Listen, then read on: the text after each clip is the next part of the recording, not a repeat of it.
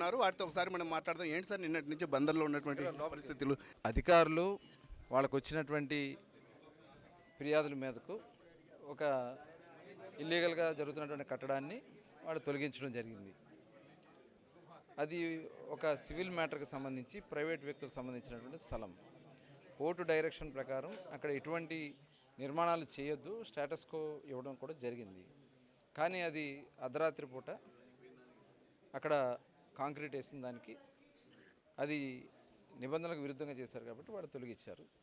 దానికి పేర్ని నాని గారు ఒక రాజకీయంగా అక్కడికి వచ్చి ఒక ఉద్దేశపూర్వకంగా కులాలని చెప్పి వ్యక్తిగత విషయాలు కూడా మాట్లాడి గుణపాలు దింపుతా, అలాగే అధికారుల మీద దౌర్జన్యం చేసి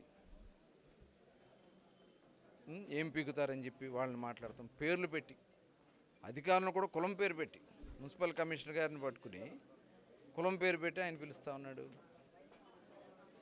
అలాగే పోలీస్ అధికారులని, ఎస్పీ గారిని, డిఎస్పీ గారిని, సిఐని అయితే సేమ్ పంది అని కూడా మాట్లాడాడు. ఇవన్నీ కూడా చాలా నీచంగా మాట్లాడుతూ ఉన్నాడు.